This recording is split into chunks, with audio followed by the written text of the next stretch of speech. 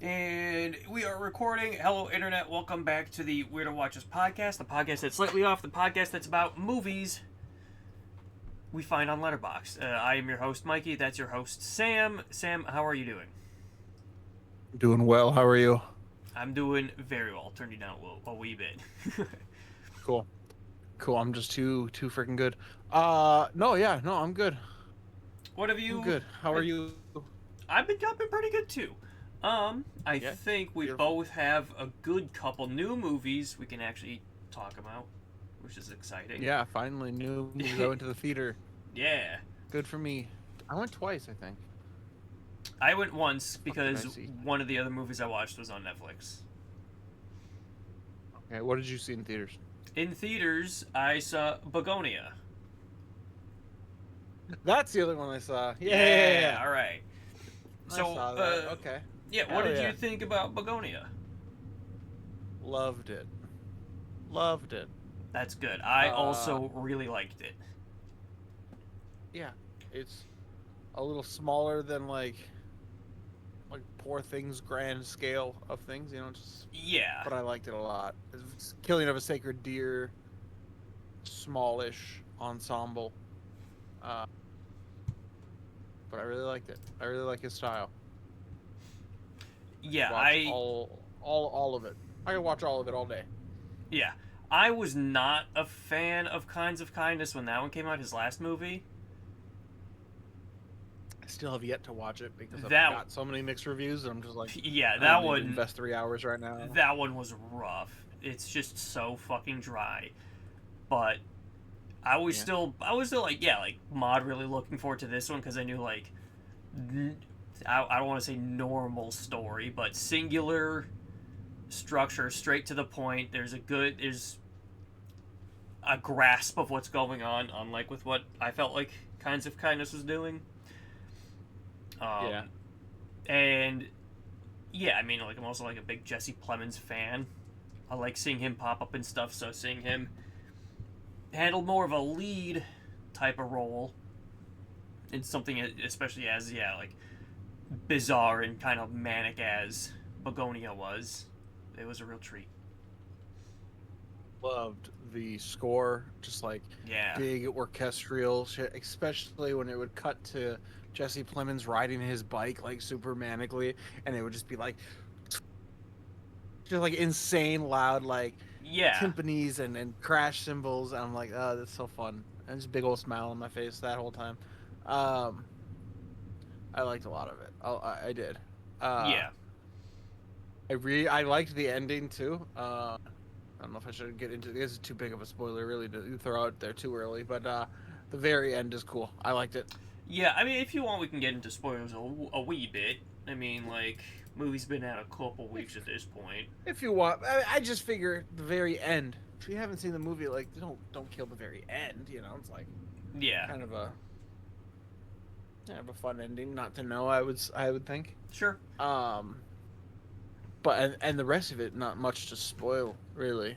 You get the rest of it in the trailer. I mean, Yeah. 75% of this movie is the premise of the movie. I mean, it's like interrogation scenes and a lot of back and forth. Yeah, I did love the Dialogue. back and forth. I loved it.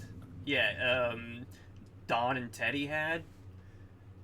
Especially, like, Yeah. Don's character. I mean, like... He's like, yeah, obviously, like, he's, like, simple-minded. So he's easy to, like, go along with whatever, like, Jesse Plemons is telling him.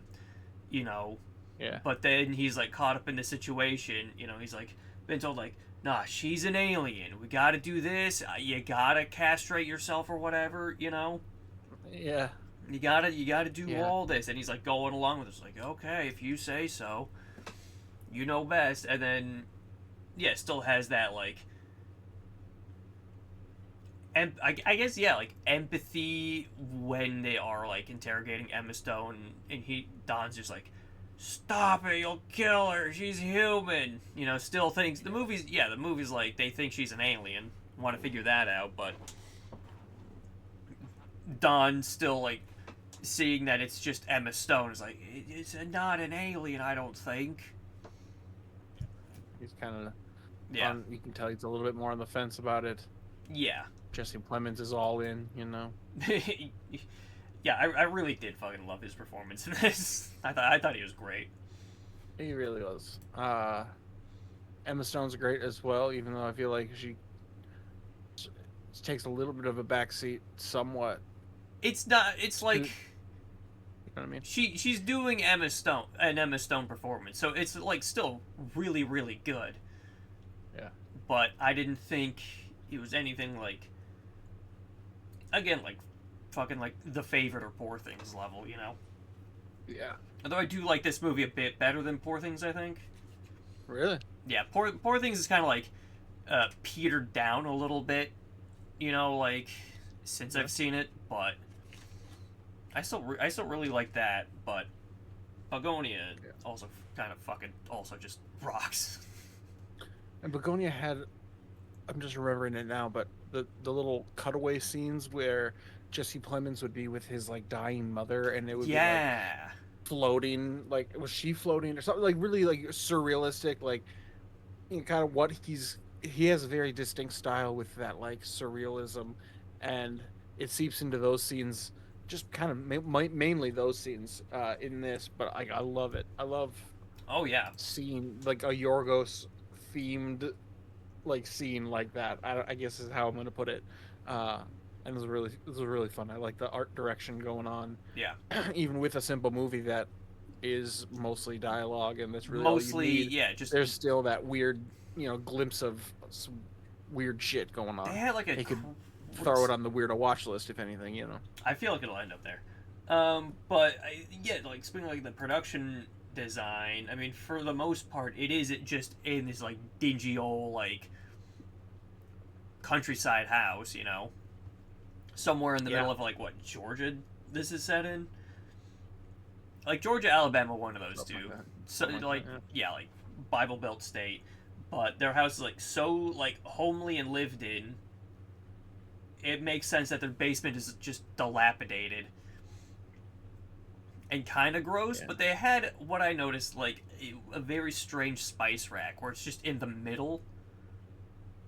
Yeah. And it's like it's got doors on all sides of it. I thought that was interesting. It might have just been part of the house itself if they just found a house to shoot in.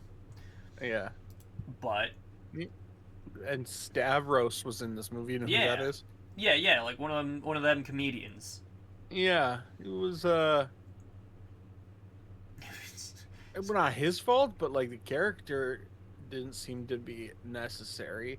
Like, I think it was just like add a bit of like, you know, like cop element, Snoopy cop, but you know, like honestly, it just felt like it was weird seeing it be like Stavros, and he's not really like, I guess he was playing a character, but like, you know, it took me out of it a little bit. Like, it's not like seeing like any other comedian show up in a movie. There's like a normal his character role. is kind of funny, but like also kind of like, you know, spoiler alert, he's saying some fucked up shit about, you know, him touching a little boy, you know.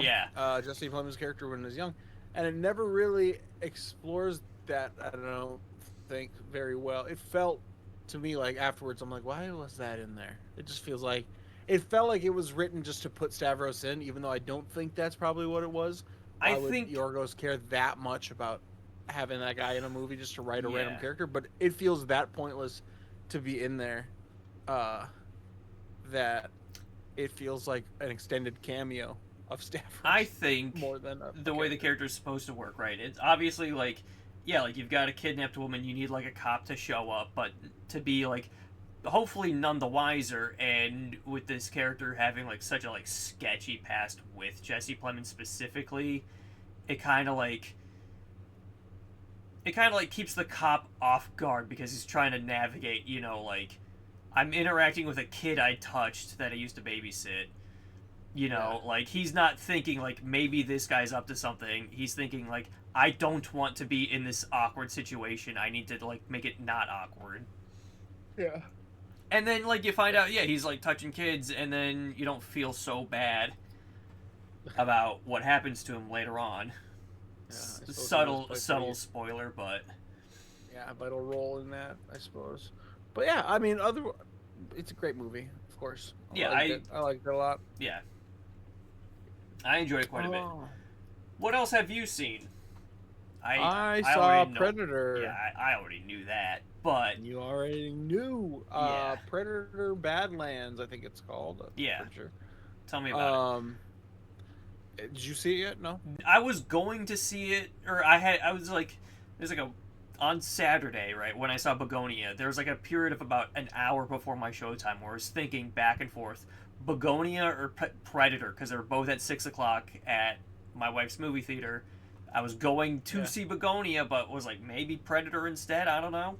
And I chose Bugonia instead, thinking all of my friends at work would have seen it, but they all fucking saw Predator instead. Oh, really? Yeah, so I fucked myself up a little bit. Well, Predator is great. I loved it. It's actually grown on me the more that I thought about it. Yeah. If you don't know anything about it, it follows a predator rather than like a human character. Not like Stavros from Bugonia Predator, but yeah, not that kind. Not that kind of if Predator. Only. What if he showed up and he's like, "Hey, dude. Hey, dude, I'm sorry. I'm sorry I touched you." And Predator's like, "Wah." Yeah. But yeah. So anyway, we get a story from that perspective, and that's sick as fuck. I mean, seeing all the different, I think they're called Yautja.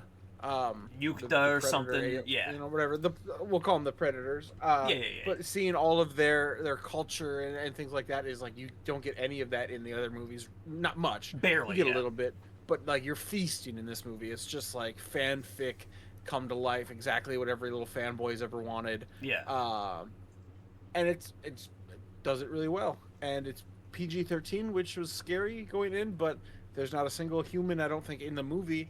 Yeah, it's all just alien violence, so it's bots, still... Yeah, it's aliens and then bots that look like humans so they can just shred through them.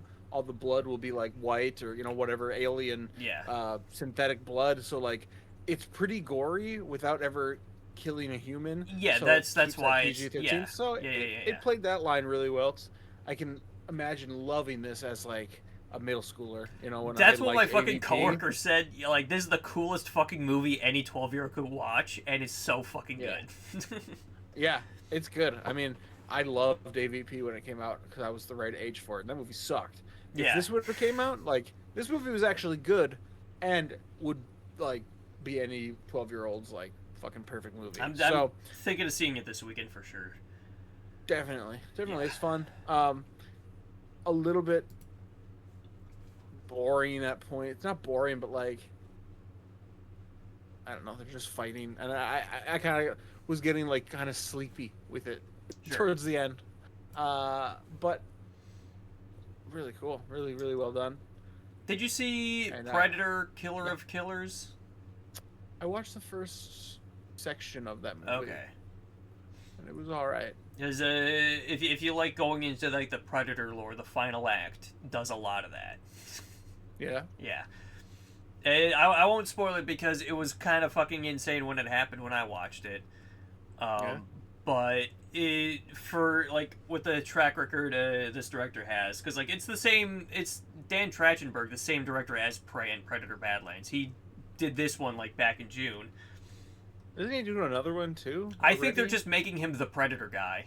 Like, he's just heading all of the fucking whatever Predator movies they want to come out. Sick. They just let him do. I think they gave him like blank check status just for Predator. It's crazy that he did this and Prey, because I mean they are very different movies.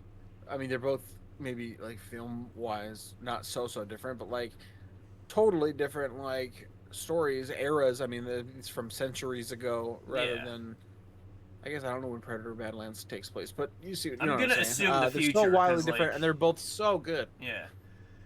I rewatched Prey last week too, just cause. Yeah.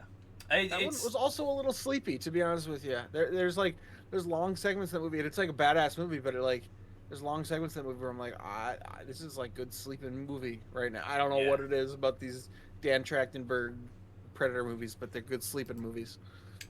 Quote me on it. They showed Prey at the Horror-thon like last year at the Trilon. They nice. They like snuck it in. They're like, before the marathon started, they're like, guys, do not talk about what movies are shown on the internet yet. We could get into very big trouble. Give it a couple weeks. And that was, of course, because they showed Prey, which which at that point had 0 theatrical runs. I think they put it in for a week, before Badlands came out. Put it in for a couple days, but yeah, before that, no theatrical release. They did. I don't think they told Disney they were going to do it. But the legal loophole loophole is that they just don't tell people that they're showing Prey, and then it's a mystery screening. They don't know what they're walking into. They don't know, what movie they're seeing. So they're not selling tickets to Prey. It's a mystery. Yeah, when I first saw Prey, I think I wrote man, this is a shame that it didn't go to the theaters. I would have really, really liked to see this in theaters. And I realized everybody else in the fucking world said the same exact thing. I'm like, yeah, oh, well, that's why really that's not adding any 2 cents to anything here. That's why Predator Badlands got the theatrical release. Yeah, so look at all the people who are asking, and did it do well? I don't know. It did okay, I think, so far. I think it's highest grossing Predator movie. I think it did 80 million over the past weekend. I know the theaters is not doing good over the last month and a half in general, I guess. Yeah. What can you do? They're not doing so hot. They only want the people only care about the fucking Lilo and Stitch movies. $1 billion that one makes, but Bugonia, $4 million. Yeah, not a lot of money. Not a lot of money on that one. Not a lot. No. It's crazy to me. And I feel like so many people talked about it, but it's just if it doesn't hit that mainstream audience, You said you saw there were a couple old ladies in Bugonia. What was that like? I think I saw in your Letterboxd review. Oh yeah, there was an old couple, I think, and they were funny. They were shocked by the ending, and I liked seeing that. Yeah. So, they were laughing. I feel like the movie was making them laugh, but they weren't understanding that the movie thought it was funny. I think they were trying to kind of laugh, oh my god, this is insane. Why would they even make this? But they didn't know it was very dark humor, very dark humor going on. But it was making them laugh, so it's making me laugh. All right. Yeah, it was a good time. Nice. Hell yeah. I'm gonna tell you about a movie I saw on Netflix that I've got very mixed feelings on. Okay. Catherine Bigelow's A House of Dynamite, straight to Netflix. Okay. I'm being very generous with my rating on it, but it is certainly at its very, very best just okay, and then pretty bad. It was it was like Catherine Bigelow hasn't put out a movie since 2016, I think was her last one. That was Detroit with the eyebrow kid. Will Poulter's his name. He's the eyebrow kid from We're the Millers. He's in that as a racist cop.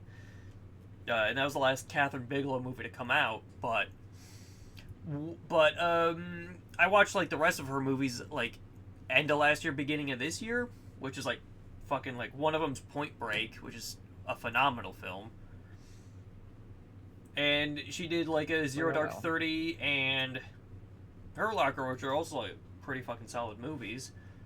So I was looking forward to this one. Nuclear missile is coming to the U.S., but we don't know who sent it, so they got to figure it out. And I'm that sounds awesome.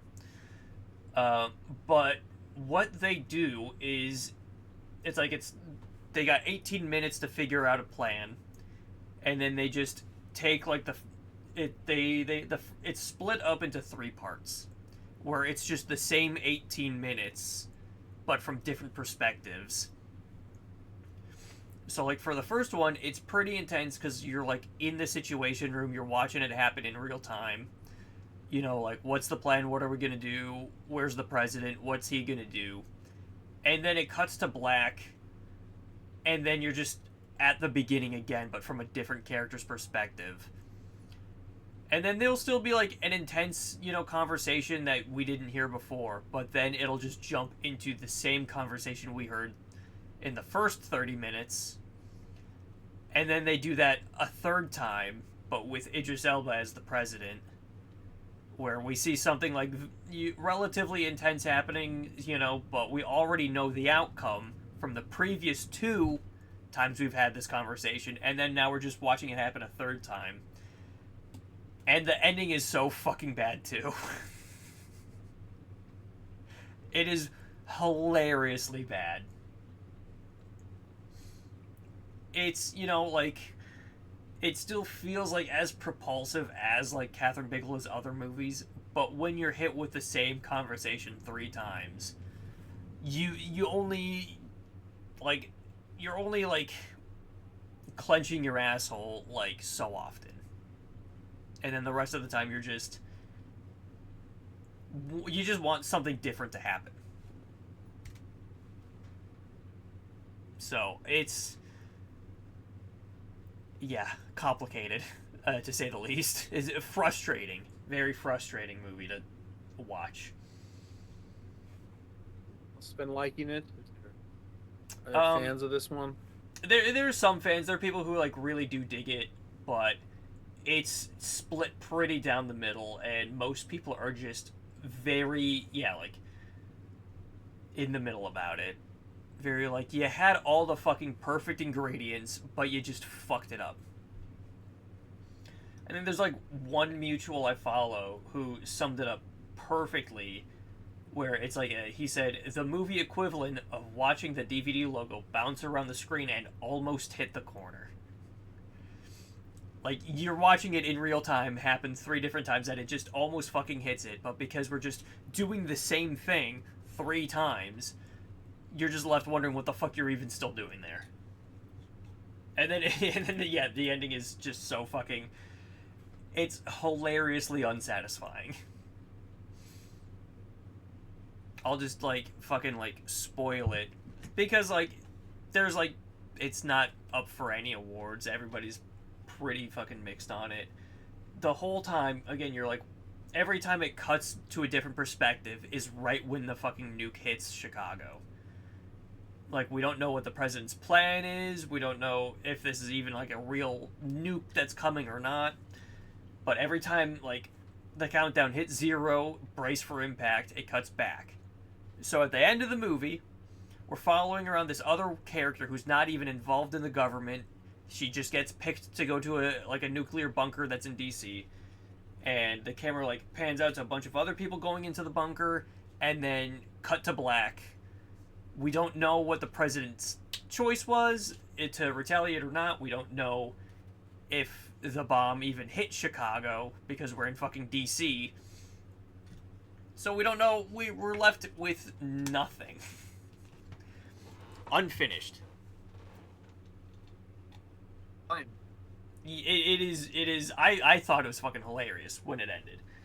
But to any, like, actually invested party, like, anyone who was, like, watching it with genuine, like, wow, this is great, you're just gonna walk out fucking pissed. So, yeah, the only reason I watched it, I had just finished watching all of Catherine Bigelow's movies. I was already looking forward to it. They covered this episode, or this movie specifically on, like, the Blank Check podcast, so I was like, there we go. That's as much reason as I need. And it's like 2 hours, but it doesn't feel like it's dragging, despite it doing the same thing 3 times. It never felt like a long 2 hours. Positive. Yeah. So I still am okay with it. It's not Catherine Bigelow's worst, but I'm not going to stop someone from saying that it is. I'll say it's her worst. And you haven't even seen the picture. I haven't. Sounds pretty bad, though. Yeah. Yeah. Well, That's I'm sorry you had to sit through that. it's whatever. It's fine. It's just, like it's not like I was like really looking forward to it when it was like coming out, True. If only you were anticipating it.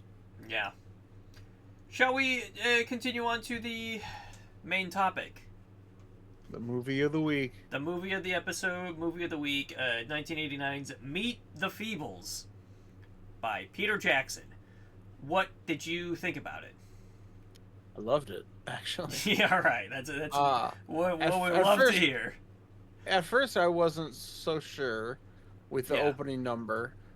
I was just like, this doesn't seem actually that funny or good, And then it takes a little bit, I think, to get there, but then once it's going, it's just pretty much straight. It just keeps going. It doesn't stop. Yeah, it's just scene after scene after scene.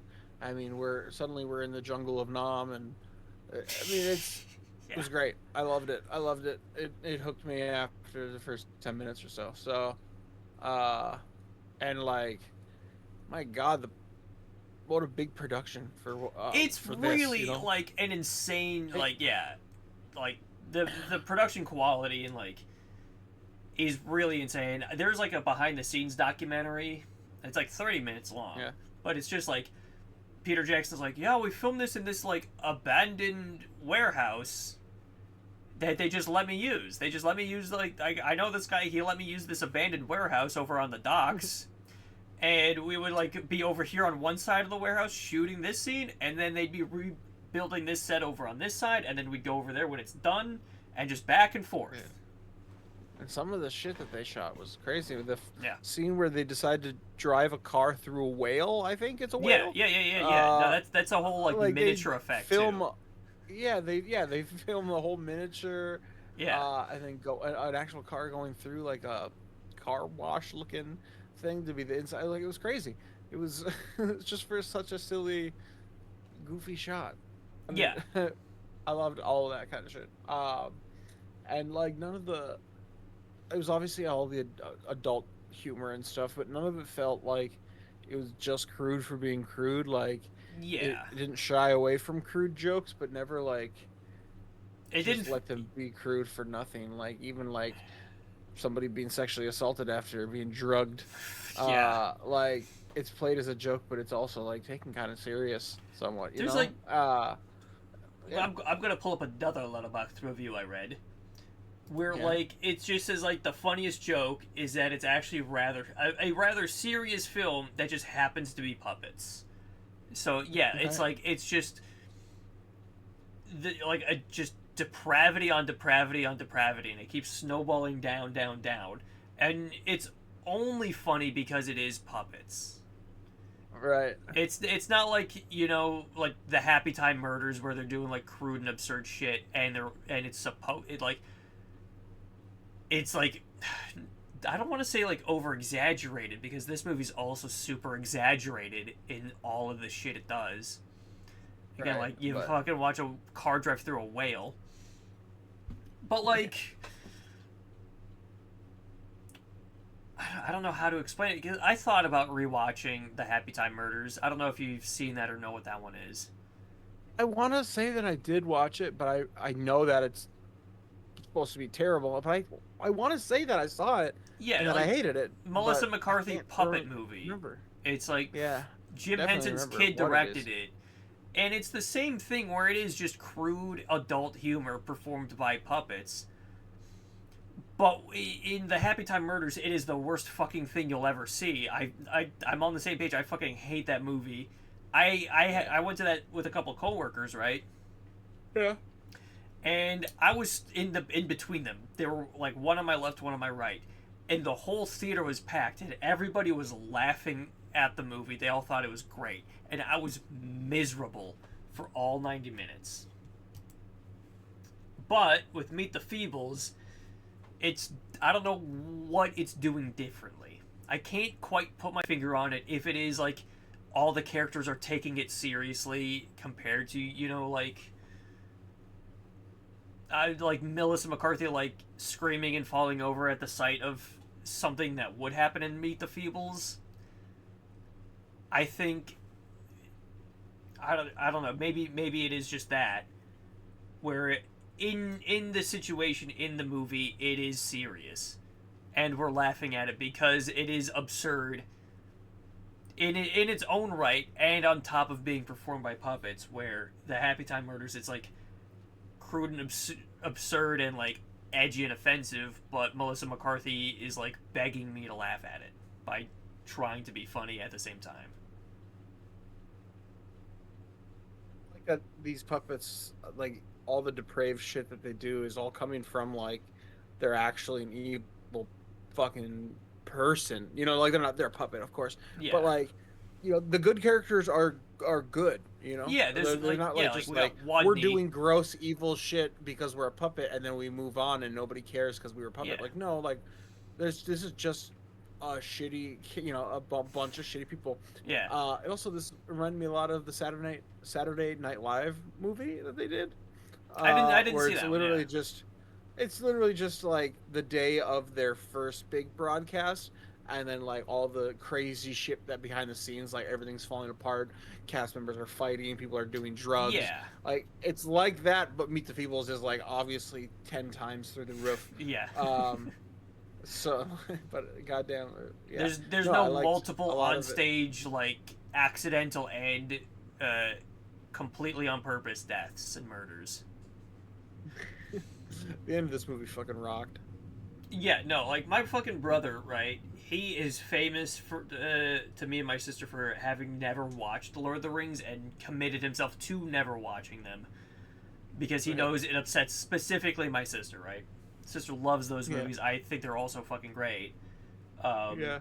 And like there's like one practical joke we played where like I went to his place to watch Lord of the Rings, but it was the Ralph Bakshi Lord of the Rings animated movie where he and I watched that, and he texted my sister. This is good. Which it's all right. Yeah. And he likes Ralph Bakshi enough too, where he's like, immediately invested on that. But he texted my sister, finally watching Lord of the Rings. She gets so fucking excited and then just wants to kill him when she realizes not the Peter Jackson Lord of the Rings. Damn. So he texts me one day. I'm watching a Peter Jackson movie, and he thinks I'm gonna say Lord of the Rings, but I know he's not. So I suggest like.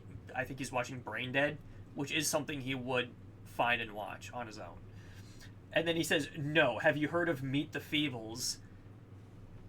And then he just wouldn't shut up about it for a week, and I caved and I watched it.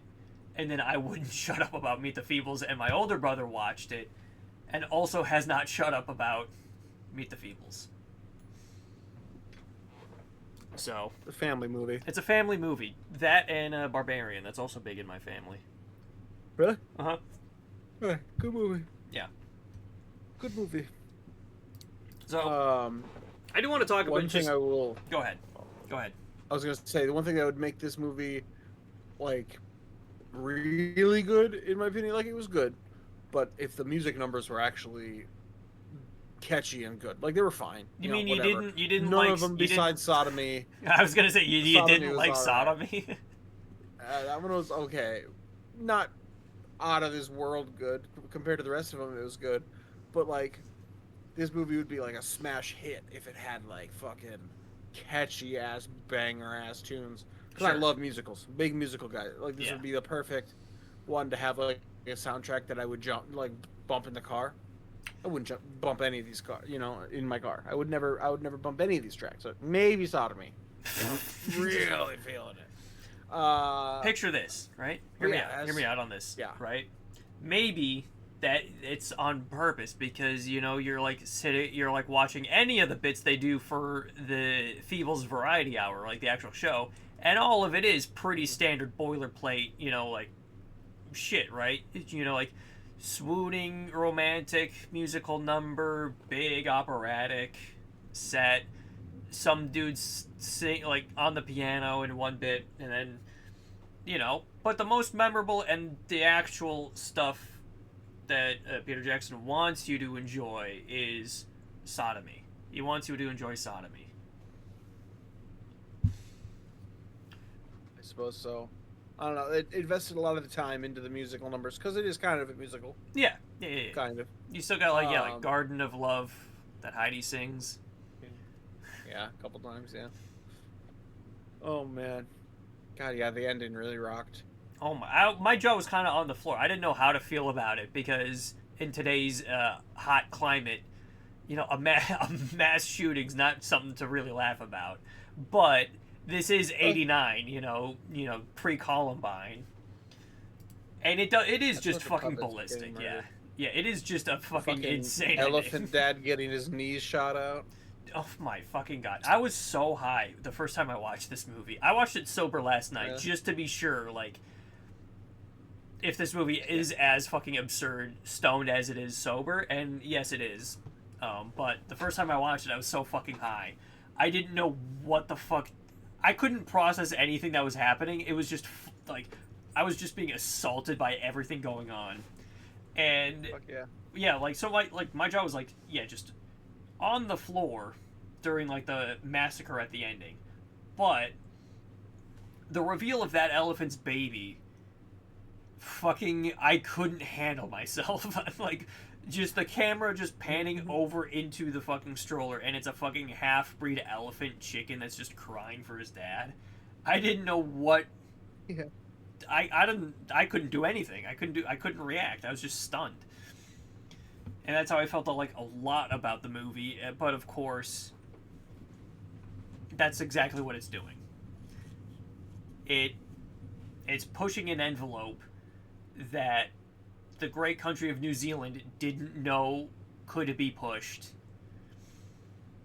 And they mentioned this in like the documentary, Peter Jackson saying like, yeah, I could do like normal shit, that New Zealand puts out, just like nature shit, or I could like, there's like an actual quote he gives. I don't have it on hand, but it's basically like, yeah, I could do, like normal documentary shit about nature, or I could, like, put something out on the same level as what they do in the States, but on just like less of a budget. And that's what he thinks he did with Meet the Feebles and like his other movies from this era. It definitely puts a bit of a legitimacy in New Zealand's favor, and it's fucking Meet the Feebles, where I'm watching like the reason he got Lord of the Rings for sure. Fucking Harvey Weinstein saw Meet the Feebles, is like, I can relate to this. He can relate to a couple of the things in this movie. Yeah. No, not he. Jesus. I forgot what I was gonna say. I do want to Harvey Weinstein, and I got jump scared. My fault. I do want to talk about like the process of watching a movie like this, because I thought we were gonna follow Wadney, like young hopeful starlet wants to, like big aspirations of being in the Feebles Variety Hour, and I thought we were gonna watch him go through the process, kind of like a Showgirl situation, where he learns the hard way how fucked up everything is. Maybe he takes advantage, maybe he ditches it. But then it becomes quickly just like darting around the production. We meet all the main cast members, like the tweaker Vietnam vet who is just he's got the shakes. I got the shakes. I can't perform. I got the shakes. Yeah, he's a knife thrower. Yeah, he's a fucking knife thrower, but he's like a heroin addict. So he's either like tweaking out, he's got the shakes, or he's fucking tripping off his ass. High as a kite. And then you got like the sex fiend Rabbit who thinks he has AIDS. What the fuck? The big one. Yeah, like, and I got the big one. Like, the movie really like puts every sort of like every level of depravity you can expect into this movie. Like, you fucking, like, the rat character's like the most depraved, I think, because the worst. He is the worst.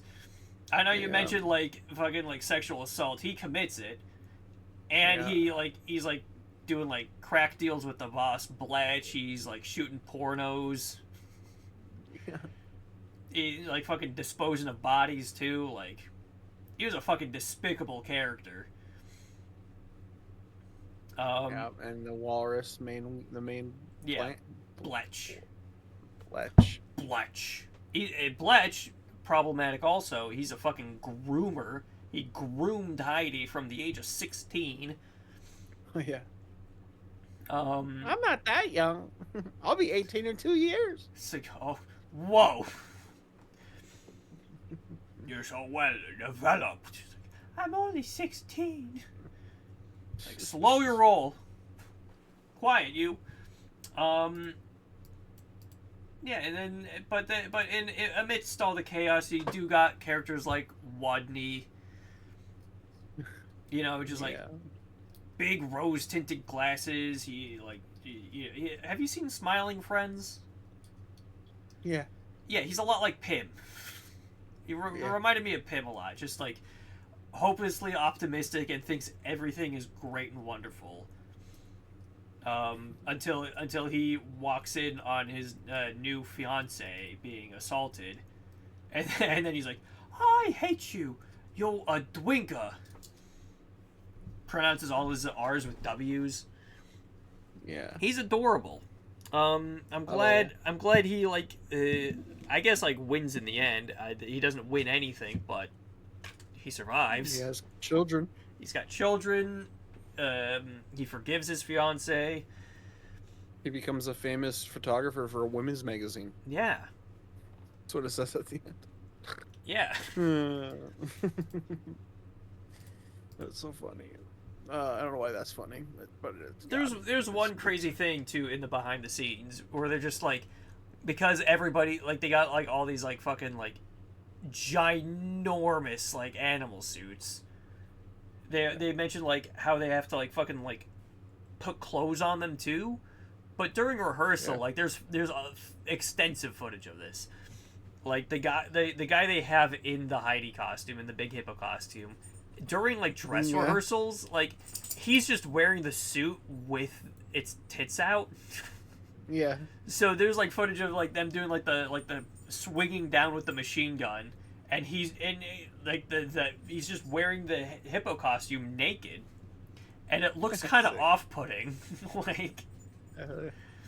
Yeah, because again, it takes so much fucking time to get the costume on top of the costume. I'm sure they're just this is dress rehearsal. Fuck it, I'm having my tits out. Everybody deal with it. Yeah. But there's so many good puppets and costumes and.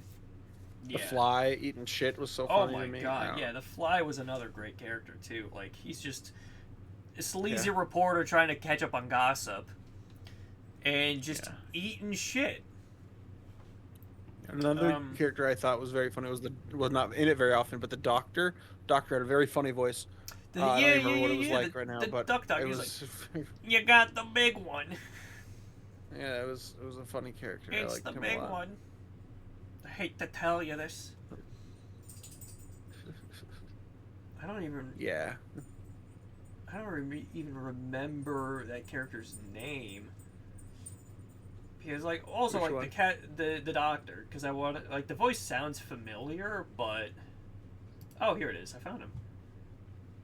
Oh yeah, he's just one of Peter Jackson's friends. He was only in Brain Dead, and his '96 movie The Frighteners. With Michael J. Fox. So still pre-Lord of the Rings, but yeah, that's it. I thought he sounded familiar. I don't know. But, fuck, what else happened? Oh, god damn it. I can't think of fucking anything. Maybe you shouldn't have smoked before you watched it. I watched it sober last night. Okay. I was pretty stoned when I watched it. Yeah, it's an insane movie. We can talk more about the depraved characters eating just shit. There's in the very beginning of the movie, first 10 minutes, the elephant's got his gaggle of Furbies or whatever, those puff balls, and they're just pissing and shitting and throwing up all over his apartment. So he kicks him out, and then the worm pushes a barrel, and the barrel just steamrolls all of them, like flattens them and kills all of them. And the elephant's just like, Yeah. "Oh, I trained them for 6 months. What am I gonna do?" And then the rat shows up and just starts eating one of them, just like, flat meat. And I'm just, Yeah. that was another, like, watching that, like, reliving that last night threw me for a loop for sure again. I already knew, like, I already remember just how gross and, like, vile this movie is, but to be like, that came out of his trunk or something. He was like smelling underwear, then he was like, oh my god, coming out of his trunk. I don't know if it was an elephant or what the fuck he it was. He was some sort of like elephant or aardvark. He was sniffing panties though, and that was insane. Yeah, he was excreting shit out of his trunk. It was so nasty. It was so funny. Yeah, and then like, not another panty sniffer. He's gonna want me to piss in his mouth. I thought that was fucking hilarious. Yeah. But it really is. I think it's one of Peter Jackson's, I think, better movies from that era. I don't know, like, what other ones you've seen. Just A Bad Taste. Okay, I watched that one like pretty recently too. I thought that one was all right. Yeah, kind of fun. It definitely does. Meet the Fables. Yeah, it definitely does. Like, in the documentary, Peter Jackson mentioned like how he just really wanted to only do special effects. Like he was just like growing up, he would always just like film shit, animate shit. And he like some of the footage they like used was like pretty goddamn impressive, especially for like a fucking teenager.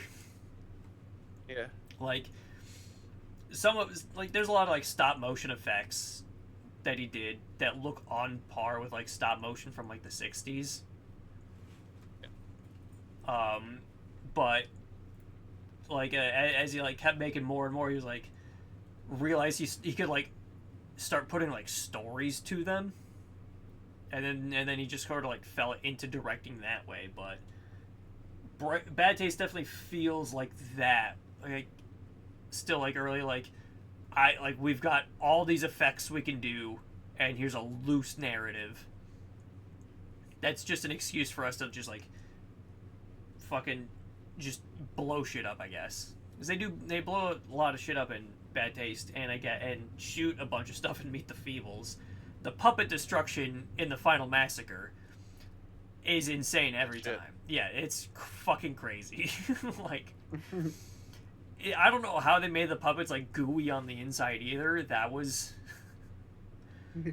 something else. I'll say that. Yeah. Does it belong? Here's the big question: does it belong on the Weirdo Watch List? Yeah, for sure. I think so too. There's definitely for sure zero doubt for why it should not. If you're gonna argue for it not to be on the watch list, I would assume you are clinically insane. It's a normal movie for. It's so crazy that Meet the Fables is a normal movie for me. I'm the Joker. I call crazy bread normal bread. Yeah. That type of shit. Feebles. Meet the Fablemans. Meet the Fable. I was gonna make this joke, right? But I didn't. But doubling back to Peter Jackson doing like his own special effects, they showed a clip of an old war movie he made, and they said like, to make it look like the machine guns were firing, he poked holes in the film. And I was like Sammy Fableman did. Yeah. He's ripping off Sam Fableman. But, yeah. Yes, it belongs on the Weirdo Watch List. Absolutely. For sure. Absolutely. It is definitely quite the treat. And something to show to all your friends. Make all your friends watch it. I think. Yeah. Maybe. Yeah. Out of 10, what would you give it? 7. 7? I'm going 8. He's going 8. Going 8. Beautiful. Yeah. I again, like, of like Peter Jackson's pre Lord of the Rings era, I think that one's his best. It's certainly creative. Yeah. I'm excited to show it to more people. But for when that day comes, I'd like to see. I just watched it on YouTube, so I didn't have a great copy of it. That's the only one that's available, I think. Oh, okay. Yeah. Word. So maybe time will tell, and we'll get like a 4K release. That would be cool, I think. Criterion Collection. You know, hey, this weekend they're supposed to announce their next like batch of releases. Maybe Meet the Feebles will make the cut. Maybe. It's historically important. Yeah, I think so. It's important to the culture. It legitimized New Zealand as a place to make movies. That's right. Yeah. What about the next episode's pick? What do you got in store? What do you got in store? All right, next episode we're going to be watching Martyrs from 2008. Oh, fuck! This one's gonna Martyrs. I don't even know. Okay, here we go. I heard it's hard to watch sometimes. That's what I heard. Yeah, you're really gonna throw us in on this one. Make us watch something, and then we'll have to talk about that thing. Yeah. Oh wow. Yeah. Good luck. So, yeah, it's about women getting kidnapped, tortured. It's going to be as depraved, I imagine, as Meet the Feebles, but not in a way where it's funny and you can laugh at it. Let's hope not. That would be fucked up. Yeah. Christ, we're in for a treat on this one, I think. This is one of those... Every like, fucked up movie iceberg that exists has this movie on it. Right. That's why I want to watch it. You're fucking us up on this one. I can't wait. Yes, it is on Tubi. Sick. Really? So, yeah, it's on Tubi. So, all right, great. There are means of watching it, but it is also, you can rent it, so it's not like it's going to be impossible to track down.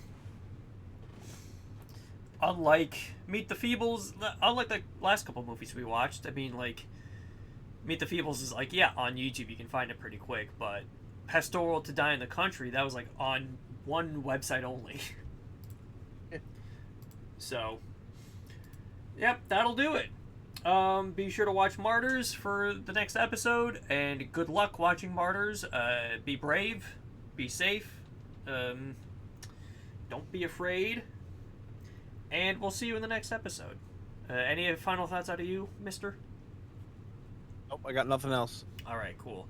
Thank you everybody for watching. Be sure to rate, comment, subscribe, do what you gotta do. Watch more movies, celebrate the movies, go see Predator this weekend with me. Goodbye, everybody.